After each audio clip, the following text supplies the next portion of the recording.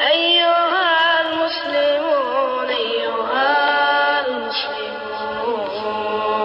بسم الله الرحمن الرحيم السلام عليكم ورحمة الله وبركاته كلنتي ونكسن دقيستيال ميل والبو أدوكتان كسو دوادا برنامجك هديرada جمعها oo jimco walba hadahan oo kale aad ka maqashaan warbaahinta islaamiga ah ee Al-Furqaan alaaba barnaamijkan waxaanu ku soo qaadanaa mowduuc muhiim ah hadduu Allah awood leeyahay ogolaado waxaan jimcahan diiradda ku saaraynaa howlgalkii ballaarna ee ka dhacay magaalada Galkacyo maalintii Isniinta ee la soo dhaafay howlgalkaas oo lagu khaarajiyay Cabdi Wali Cali Cilmiyare oo ahaa nin aflagaado u geystay nabigeena Maxamed sallallahu alayhi wa sallam sidoo kalena fasaad aad u ballaaran ku hayay bulshada ku dhaqan gobolkaasi gaar ahaan magaalada Galkacyo barnaamijka waxaanu ku soo qaadan doonaa kelimadii uu howlgalkaasi ku faahfaahiyay afayeenka xarakada mujaahidiinta al-shabaab Sheekh Cali Maxamuud Raaga Sheekh Cali Dheere si la mid ah waxaanu ku soo qaadan doonaa kelimad uu dhacdadaasi isku dul taagay Sheekh Xasan Yacquub Cali oo kamid ah mas'uuliyiinta xarakada mujaahidiinta al-shabaab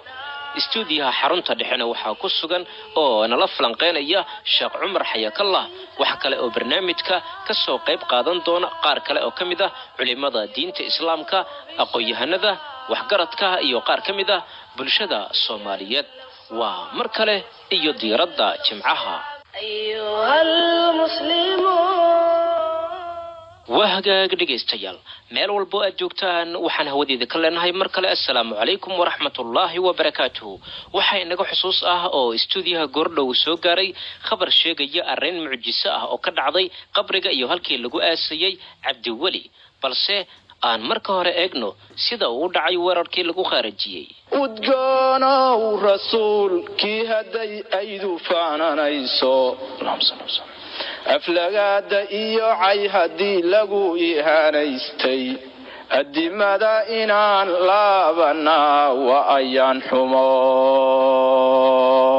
Isniintii la soo dhaafay magaalada Galkacyo ee xarunta gobolka Mudug waxa ka dhacay weerar ay rag gobaysan oo kamid ah xarakada mujaahidiinta al-shabaab ku qaadeen xaruntii uu deganaa ninkii aflagaadada u geystay nabigeena Maxamed sallallahu alayhi wa sallam wararka naga soo gaaraya koonfurta magaaladaasi ayaa waxa ay sheegayaan in weerarku uu ku bilowday qarax weyn oo ka dhacay gudaha xerada kaas oo galaaftay nolosha dad u badan ciidamo waxaana xigay oo intii hartay si dhameystiray rag xoog ku galayaal ah weerarka ayaa waxa ku geeriyooday 20 ruux oo ka mid yahay ninkii nabinimada sheegtay ilaaladiisii gaarka ahaa iyo qaar ka mid ah xertiisii waxaana dadka deegaanka ah ee markii ugu horeysay geeridiisa inoo xaqiijiyay ka mid ahaa nabadoon Cabdi Axmed ninka horta waa ninkii sheegtay nabinimada sheegtay nabi Maxamed soo sawiray marka ninkaas saas ku dhintay wixii jamaacadiisa ahaa durbadiiba uu dhacay qaraxii ugu horeeyay ayaa waxa ninka nabiga caayay u soo gurmaday ciidamo ka tirsan kuwa Bancraft loo yaqaano ee uu Mareykanku tababartay iyo BS kuwaas oo isku dayay inay badbaadiyaan balse waa ay ku fashilmeen muuqaallo laga soo duubay oo la soo dhigay baraha internetka ayaa waxay muujinayaan in ciidamada xarakada mujaahidiinta al-shabaab muddo saacado ah ay ka dagaalamayeen xerada ciidamada Bancraftna ay shiish ku laayeen weerarkii ugu horeeyay ee Bancraft soo qaaday muddadii uu gudaha ka socday howlgalka ayaa waxay u adeegsadeen gaadiidka tiknikada balse waxa lagu qasbay inay dib u cararaan waxaana uu jawigu ahaa sida tan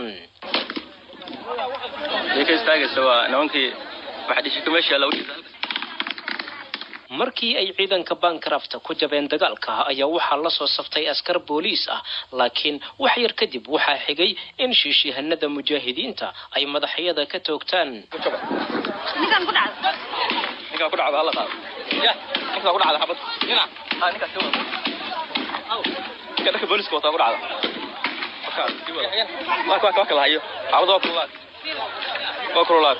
ciidanka Bancraft iyo BS ayaa dib isku dhigay waxaana ay bilaabeen in meel yara durugsan ay ka soo ridaan dhashiikaha taa beddelkeedana waxay furinta hore ee xerada geeyeen askarta booliiska waxaana mar kale la arkay qaar madaxyada iyo indhaha laga toogtay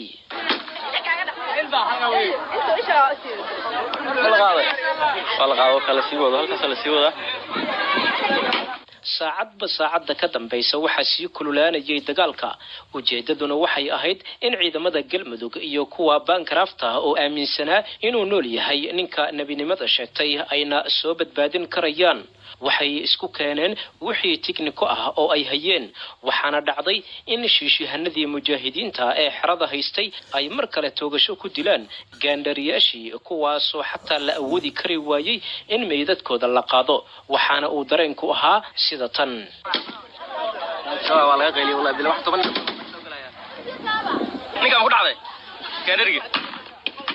wararku waxay sheegayaan in ciidamadii Bancraft iyo kuwii la socday laga dilay tobaneeyo kadib markii ay haleeleen xabadihii lagu soo liishaamayay. dadka deegaankana waxay inoo sheegeen inay indhahooda ku arkeen meydadka 5 askari. meesha ku dhimatay oo nimankii ahaa oo dambe ku dhintay. dhowr bilood ka hor Cabdi Weli ayaa baraha internetka soo dhigay nin uu ku sheegayo inuu nabiga yahay, waxaana u xigay inuu isagu sheegtay darajada nabinimada. tallaabada uu ku sheegtay nabinimada ayaa waxa uu sii dheer inuu fasaad daran ka waday magaalada Gaalkacyo, gaar ahaan koonfurta. waxa uu samaystay xero weyn oo qolal iyo daashash leh, halkaas oo uu ku xareeyay dhalinyaro isugu jira wiilal iyo gabdho.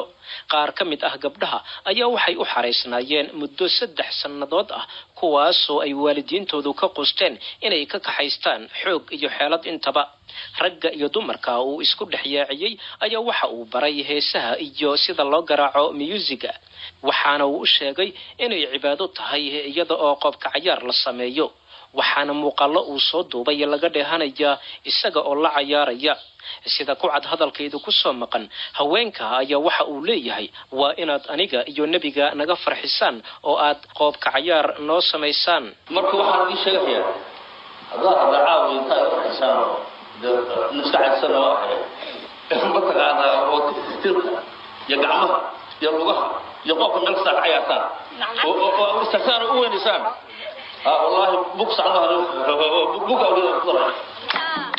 dadka isticmaala baraha bulshada ayaa ka wada sinaa farxadda iyo inay u duceeyaan xarakada mujaahidiinta al-shabaab, gaar ahaan raggii weerarka fuliyay. sidoo kale waxay bulshadu macluumaadka dhacdadan isku weydaarsanaysay telefoonada, tan oo muujinaysa inaysan dadka muslimiinta marnaba ka gorgortami karin cirdiga nabigeena Muhammad sallallahu alayhi wasallam. dareenka farxadeed ee ay muujiyeen dadweynaha ayaa la mid ahaa kii ay muujiyeen muslimiintii Madiina markii la dilay yahuudigii nabiga caayay ee Kacab ibn al-Ashraf ahaa. adduunyada inta joogto waa aanan hadhine, aakharana olol naarayaad is arki doontoon. wahagag inta aynu ku dhaafno warbixintaasi. haddaba saacado kadib weerarkii Gaalkacyo, afayeenka xarakada mujaahidiinta al-shabaab ayaa waxa uu jeediyay kelimad uu ku faahfaahinayo arrintaas. ugu horeyn, sida ku cad shareecada islaamka, waxaa diinta islaamka lagu soo galaa shahaadateynka oo ah ashhadu an laa ilaaha ila allah wa ashhadu anna muhammadan rasuulullah. taas oo caddaynaysa in ciddii aan la imaanin shahaadateynka aysan muslim ahayn. sidoo kalena ciddii la timaada waxyaabaha shahaadateynka buriyana ay ka baxayso muslimnimada. haddaba waxyaalaha shahaadateynka buriya kana hor imaanaya waxa ay kaysanayeen shahaadateynku, culimada muslimiintuna ay isku waafaqsan yihiin. waxa ugu horeeya in la caayo ama la aflagaadeeyo rasuulkeena Muhammad, nabadgelyo naxariisi korkiisa ha ahaatee. waxa uu yiri sheekha la yiraahdo al-Imam Isxaaq ibn Rahawayhi oo kamida culimada waaweyn ee la simay Imam Shaafici iyo Imam Ahmad rahmatullahi alayhim, ayaa waxa uu yiri ajma'a al-muslimuna anna man sabba Allah aw rasulahu أو دفع شيئا مما أنزل الله أنه كافر بذلك وإن كان مقرا بكل ما أنزل الله. وعاو يروي كويس مع علماء المسلمين تدمانتوت وإسكوا وافقين عدة عيسى الله سبحانه وتعالى أما رسول كيس عيسى أما دي شيء وحكم إذا وحيابه إلهي سود جي إنه كافر يهي أرنتان أكو قالوا بايو هوا قرتها ضد دونه إنه محي هذا قرصي هاي وحي إلهي سود جي ودنبا. waxaa laga wariyay inuu yiri sheekha la yiraahdo Maxamed ibn Sahnuun oo kamida culimada waaweyn, khaasatan culimada madhabka Imam Malik, ayaa wuxuu yiri ajma'a al-ulama ala anna shatim ar-rasul kafirun waxay culimmada isku wada waafaqsan yihiin in ninka nabiga sala allahu alayh wasalam caayahay uu gaal kaafira yahay maxaa yeelay rasuulku waa darajadii ugu sarraysay ee diinta marka allah subxaanahu wa tacaala laga yimaado ciddii asaga ku xadgudubtana waa cid aan diin dambo oo ay dhowraysaay aysan jirinin sidoo kale waxay culimmadu ku ijmaaceen in ciddii rasuulka sala allahu alayhi wasalam aflagaadaysa uu xukunkeeda sharcigaa yahay in la dilo waxa uu yihi sheekha la yidhaahdo ibnu mudir raxmatullahi calayhi ajmaca cawaamu ahli lcilmi cala ana cala man saba annabiya sala allahu alayhi wasalam alqatlu وممن قال ذلك مالك والليث بن سعد وأحمد وإسحاق ومذهب الشافعي رحمة الله عليه وعيروا عزقوها في غندمان علماء المسلمين عدي النبي صلى الله عليه وسلم عيسى حكم كيزو إنه الدلية هاي سيدانا وحايري إمام مالك الليث بن سعد أحمد بن حنبل إسحاق بن راهوي وأنا مذهب إمام الشافعي رحمة الله عليه وقته رسول كان صلى الله عليه وسلم وإذا عضي إن صحابتي أي دلين عدي النبي صلى الله عليه وسلم أفلقات ديسي وحاوري إمام النسائي في سنن الكبرى وعكوري ابن عباس وكوري رضي الله تعالى عنه إن كمل صحابة رضوان الله عليهم وإن طاله وقبي إسلام وكايل مدشتي ولد أم الولداء وككري وايي أفلقادين النبي صلى الله عليه وسلم إن بدن وكربي لكن أي كهري ويسي حبيبي كده بمركة أي نبي أفلقادين كهري ويسي وساقاتي مركة جروين iyadoo hurtaysa marka uu caloosha ka saaray kadibna uu dhabarka uga bixiyay ilaa uu ku kala gooyay halkaana ay ku dhimatay markii waagu bariyay meydkeedii la soo qaadana nabiga sallallahu alayhi wasallam uu yiri ninkii dilay banaanka uu soo baxo kadibna ninkii ayaa soo baxay oo waxa uu rasuulka ilaahay islaantaani waa ii rooneeday baarina waa ii heeday laba wiil oo waxa way lu'ataynana way ii dhashay laakiin waxa way adan ka kari waayay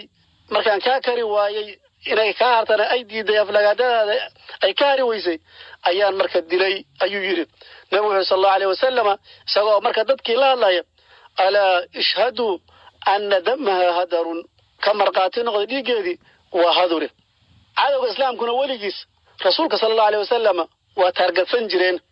laga soo bilaabo quraysh iyo yahuudi xilligii nabiga sallallahu alayhi wasallam joogtay maray dhahaan waa saaxir maray dhahaan waa beelaane maray dhahaan waa waalayahay iyo wixii la mida gaalada maanta joogtayna waxay daba socdaan kuwoodii hore waayo waxay og yihiin in nabi maxamed sallallahu alayhi wasallam oo la caayahay ay la mid tahay in diinta islaamka la tirtiro sidaa daraadeed ayay mar walba ugu dhiirigelinayaan kuwa khayrka daran inay rasuulka sallallahu alayhi wasallam ay aflagaadeeyaan mudooyinkan dambe waxaa ku sugnaa magaalada gaalkacyo nin khayr beelay oo si qayaxan u aflagaadeynayay rasuulkeennii sala allahu alayhi wasalam ummadda oo dhammina ay aad iyo aad uga xumaadeen culimmada intoodii qiirada diineedii ku jirtayna ay xukumeen ninkaas oo aan ku ekaysan aflagaadada nabi maxamed sala allahu alayhi wasalam oo keliya ee ku dhacay wixii ay yuhuudi ku dhacday isaga oo aflagaadeeyey nabiyullaahi muusa calayhi assalaam allahna subxaanahu wa tacaala waxa uu naga reebay inaanu wax u dhibno نبي الله موسى عليه السلام إلهي سبحانه وتعالى وحوله يا أيها الذين آمنوا لا تكونوا كالذين آذوا موسى فبرأه الله مما قالوا وكان عند الله وجيها نكاس وأيود هذه أفلقادينت نبي الله سبحانه وتعالى فسهادينت وكوها يي ضدك وحمقارتها سيدة الضمرك يعروت سقوا يرى يي وضب بادلة وأنا هين تي نبي الله محمد صلى الله عليه وسلم ilaahay subxaanahu wa tacaala ugu soo dhiibay mujaahidiintu markay ninkaas xogtiisa saxda ah ay ogaadeen waxay qaateen go'aankii sharciga ahaa ee ay diinteennu nagu amartay inaan ka qaadano dadka noocaasa waxayna geed dheer iyo mid gaabanba u fuuleen inay ninkaas ummadda ka hor wareejiyaan bilaadda iyo cibaaduna ay ka raaxaystaan maadaama uu la yimid wax bashar la yimaado waxyaabihii ugu xumaa haddaba waxaa 18 bisha 3 1440 mujaahidiinta u suurta gashay inay weerar ku qaadaan hoygii ninkaas murtadka ay ka deganaa magaalada gaalkacyo ayna u suurta gashay inay cagta mariyaan isaga iyo ilaaladiisiiba iyagoo halkaa ku dilay isagii iyo 20 meeyo ilaaladiisa ah allah subxaanahu wa tacaala ayaa mahadi u sugnaatay kadibna waxaa usoo gurmaday kuwa ay isku ahdaafta ahaayeen magaca dowladnimoba dadka ha ku siraanee iyagiina halaag ayaa ka raacay ummadda muslimiinta ee soomaaliyeeday waxaa nagu ceeba in nebi moxamed sala allahu aleyh wasalama dhexdeena lagu caayo haddana cid ka dhicisa la waayo waa maxay dayuusnimada intaa la eg yaad u qiiroonaysaan haddaad nabiyullaahi moxamed u qiiroon weysaan waxaan ugu baaqaynaa dhammaan ummadda soomaaliyeed gaar ahaan walaalahana reer gaalkacyo hadda waaba dhacday ee in mar kale aysan dhicinin in rasuulka agtiina lagu xagxagto ugu dambayn waxaan bogaadinaynaa walaalihii macrakadaas qaaday waxaana leenahay aflax alwujuuh nin nasiib leh ayaa katiibadiina ka mid noqda waxaad shaafiseen quluubta wax ka badan milyaar iyo bar muslimiina waxaadna difaacdeen sharafkii nabigeenna sala allahu caleyhi wasalam dhiiggiinana wuxuu ku qormay meeshii ugu qiimaha badnayd allah subxaanah wa tacaalana waxaan ka baryaynaa inuu shahaadadiinna idinka aqbalo nabigeena sala allahu aleyh wasalamna aad jannada kula rafiiqdaan ilaahayna subxaanahu wa tacaala waxaan weydiisanaynaa inuu nagu arsaaqo inaan noqonno kuwii mar kasta u hiiliya diintiisa iyo kutubtiisa iyo rusushiisa kuwii difaaca oo u hiiliya allah subxaanahu wa tacaala inuu naga dhigo dhammaan mujaahidiintana meel kastoo ay joogaan waxaan leenahay heegan u noqda cid kasta oo ku xadgudubta waxa weeye ambiyada ilaahay subxaanahu wa tacaala wa khaasatan ciddii ku xadgudubta nabigeena sala allahu aleyh wasalama inaan ka aarsano mar kasta saan uga aarsanay kuwa maantay biidn illahi tabaaraka wa tacaala kaasina wuxuu ahaa afhayeenka xarakada mujaahidiinta al-shabaab sheekh cali maxamuud raage sheekh cali dheere haddaba inta aanan u beyrin dayfkeenna istuudiyaha ee tooska inagula sugan ee sheekh xayaakallah iyo kelimada sheekh xasan yacquub waxaa jirta in arrin mucjiso ah ay ka dhacday qabrigii lagu aasayey cabdiweli haddaba maxay tahay arrintaas waxaan ka waraysanay mid ka mid ah bulshada magaalada gaalkacyo walaal aniga magacay waa maxamed cabdi siyaad meeshaas waxaa ka dhacay wax mucjisaa markii horena waxay ahayd meelaha maaragtay wax lagu tumo nin waxaa deganaa u raba isaga hadlo dadka yidhaahdaa nebi baan kaidin ahay dadka mar yiri ma garat waa gartay kabacdi aduu markii meeshii uu ku dhintay dadkii uu qadmi waayey meeshii baa laysaga xabaalay anugu maalkii meeshii dadkii baa la qod waayey qabrida iyo midna looma dhigin ma garat waa gartay hadda kolley meesha dad kaloo muslimiin iguma tegin dadkii asagu haystay oo maaragtay u shaqayn jiray meesha wax u tumi jiray ayaa meesha ku aasay marka ma dhulka adkaaday mise ee cid qoda ayaa la waayey maya dhulku dhul ilaahay weeye kolley qaabab kale anamaana garanayn buu qadmi waayey kabacdi taraambula iyo waxbaa loo adeegsaday adugu ilaa hadda waxaa la caddaynayaa inaa dadkii aad iyo aad u sahayn oo wax yar asagoo ah lagu aasay waa iyo marka cidda aastay oo qabriga u qodaysay waa dadkii asagu haystay oo meesha u joogay oo muqraadka kala shaqayn jiray dad kale oo bulshada uma tegin odayaalna uma tegin culumana uma tegin dadkii asaga la dhashana uma imaan marka waxaa lagu qasbanaaday in meeshii dhexdeeda lagu aaso meeshii inay isaga aasaan bay ku qasbanaadeen maadaama ay yihiin dadkii awal asaga xisbigiisa ahaa arrintan mucjisada ah ee kolley warbaahinta iyo qaar ka mida mareegaha ayaa daabacay laakiin see looga hadalhayaa magaalada gaalkacyo gudaheeda mucjisada waxaa loo hadalhayaa waxaa loo badinayaa inay tahay waxa macnaha hawshaas u suurtageli weyda inay tahay waxyaalihii uu meesha ku samayn jiray adigoo aqoon intee la-eg baad u lahayd aniga in badan baan qiimay ilaa adugu ninkan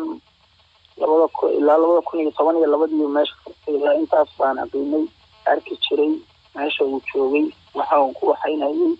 intaas ilaa 8-7 sano baa ummadu dagaha faraha ugu jireen oo dadka deriska ay la degan bayaabanay waa hagaag waxa uu ahaa mid ka mid ah bulshada ku dhaqan magaalada gaalkacyo oo inooga waramayay arrin mucjiso ah oo ka dhacday halkii lagu aasayey ninkii aflagaadada u geystay nabigeena maxamed sallallahu calayhi wasallam waxaynu ku soo maqan marti kale iyo aaraadaha dadweynaha hase ahaatee ee waxaa jirta in arrintan sidoo kale kelimad uu ka yiri sheekh xasan yacquub cali oo ka mid ah mas-uuliyiinta xarakada mujaahidiinta al-shabaab kelimadiisa waxay ka kooban tahay 3 qaybood marka hore waxaanu ka soo qaadanaynaa qaybta hore ee uu uga taariikheynayo goorta ay Soomaaliya ka soo bilowdeen dhaqamada xunxun iyo dadka diinta iyo ambiyada caaya amaba nabinimada sheegta waana kan allah subxaanahu wa tacaala ayaa mahad iska leh waxaan rabnaa marka in nabinimo la sheegto cabduli ma looga horreeyey Soomaaliya markaynu joogno cabdiweli nin hadda uun wax ikhtiraacaya miya mise waa looga horreeyey qolo asaga kaga horreysay buu raadraacaya sida turuq suufiya lagu yaqaan ama dalkan soo martay rag baa masaajid intay ka istaageen nabinimo sheegtay intay masaajid isla taageen ee waxay yiraahdeen adeeg allaana oo rasuulana ilaahay baana soo diray fariin wadaan nahay dad baa masaajidda ka yiri masaajidku yaala Baydhabo ayaa nin isla taagay oo nabinimo sheegtay Sheekh Banaani ayaa la dhihi jiray Banaani Cabdiraxmaan Banaani culamadii joogtay dhulka asaga joogtay ee ummadda diinka baraysay way ku kaceen dawladii marka wadanka talinaysay siyad baraa loo tagay waxa la yiri ninka hal soo qabto waa ridaabay nabinimo sheegtay soo qabta siyad baraa asagana faraati bay ahaayeen hanti wadaagay saaxiibku ahaayeen siyad baraa wuxuu yiri la qaban maayo ma la qabanayo idinkuna misaadkii ka istaaga beentiisu waa dhax bis khalaas waxaad dhigi kartaa inuu afka ka dhax laakiin ninka la qaban mana lama xir maayo sida bay ku iskaga dararsatay haweenkii ka dhintay gadaashii lama gursan waxa kaloo maaragtay si dadban inuu waxyi ku soo degay u sheegan jiray soofiyeeni aw soofiyeeni dugsi malgeline daa'inka andoore maktuubiya waxa weeyaan dugsi lama gelin bay dhaheen waa lagu soo dejiyay diinka xalaqo misaadna ma tagin dugsi quraan lama tagin waxa la arkay isagoo diinka kor ka babinahay waa lagu soo dejiyay macna in wax qof lagu soo diyo waxa lagu soo dejiyana nabinimo iskale nabi waa iskale oo ma aragtay ilaahay wax ku soo dejinaya si dadban bay u sheegtaan iyo kana u sheeganay macna hadda waaba toos kana waxa lagu soo dejiyay haduu yiri